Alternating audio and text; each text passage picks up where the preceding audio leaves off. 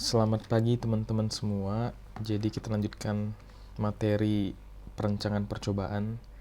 Jadi ini maaf telat bikin videonya, telat cukup lama ya. Jadi semoga ini masih ingat materinya.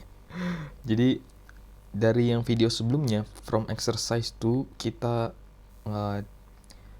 digabungkan dengan kelompok lain. Jadi kita ada kita per kelompok gitu ya, untuk membahas ada problem seperti ini. Jadi dari hasil yang pertama itu dia menanyakan dari hasil yang didapatkan apakah mendapatkan hasil yang mirip dan kesimpulan yang mirip gitu kan. Kita cek dulu. Nah, sebenarnya konklusi kita itu mirip-mirip, tapi different result because different calculation process. Rounding juga termasuk, dan konsep yang exercise 2 yang dibagi ini, katanya kan 5A and 4B. Di sini kan kita waktu itu asumsi hilangkan yang 72. Ada yang menghilangkan di tengah, ada yang menghilangkan di akhir gitu. Jadi hasilnya juga didapatkan pada beda-beda gitu semua. Tapi cara pengerjaan dan conclusion itu mirip. Kemudian yang kedua, what kind of assumption that you must take for this problem and why? Nah, kita perlu menggunakan NIID atau normally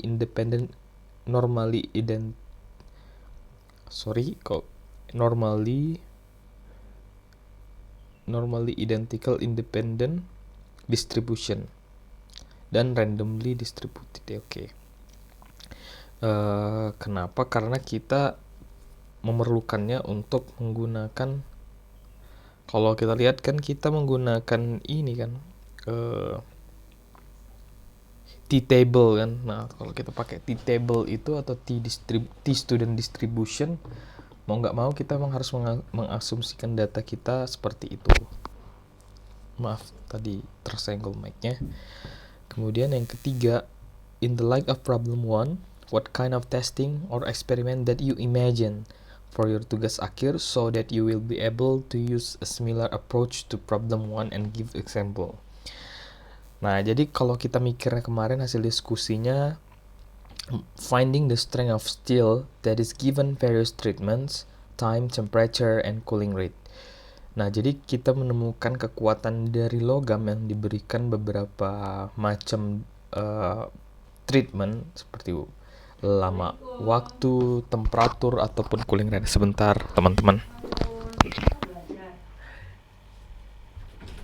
Mbak makan. Bohong, kadang nanti ke bapak. Rupanya beli makanan. Ini dapat mangga lagi. Ada yang lewat.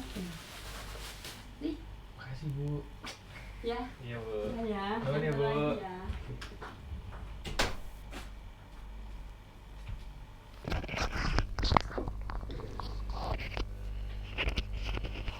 Oke, kita lanjutkan lagi.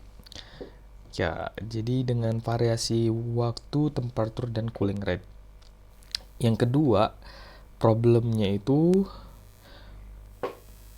compare your result. Do you achieve a similar conclusion? What is the conclusion? Now, do you need to take NIID assumption for problem 2 and why? Oke, yang ini similar conclusion, misalnya using S142 is beneficial because the difference of two entities is significant where the probability below 5%.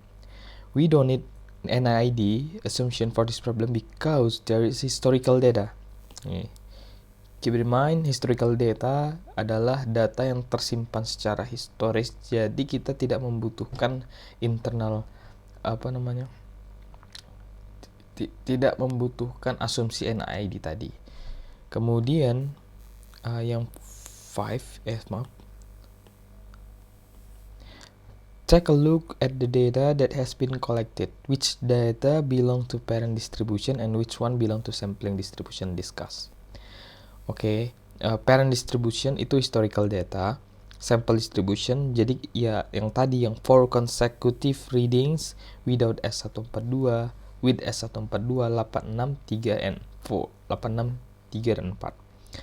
Kemudian kita lanjut aja yang keenam, discuss why subjectivity like the taste is measuring the result is not that good. Give other example that have subjective measurement and also objective measurement. Oke, jadi because every person have different preference. Jadi setiap orang punya preferensi tertentu. Ada yang suka ini, ada yang suka itu. Jadi kalau kita take a sample and give it to someone, maybe we have a different conclusion or different result.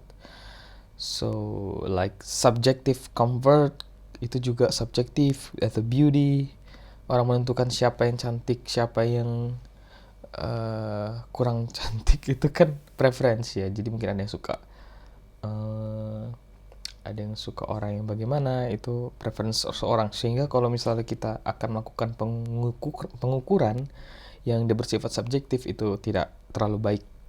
Kalau objektif bisa, misalnya dari mass atau dari height atau BMI, itu kan bisa juga diukur. Misalnya kita mengukur sehatnya seseorang mungkin dari indeks massa tubuhnya gitu ya. Oke. Yang ke-7, how can you make the test better? Discuss why. Oke, jadi kita bikin pair comparison between two brand. Jadi kan kemarin itu kan kita brandnya satu dan dapat dilihat. Jadi kita bikin dua. Jadi si testernya ini atau pengujinya ini nggak bisa tahu itu brand apa yang sedang dicobanya, dan ada dua-duanya. Jadi ada compare-nya gitu ya. Dan kita ya itu fungsinya untuk menghindari bias dari brand tertentu ya, karena mungkin ada preference tertentu. Nah ya jadi kita ada group 2, ada Davin Adinata Sukri, Dani Ariela, Yuriko, and Cynthia Nurdianti. Thank you.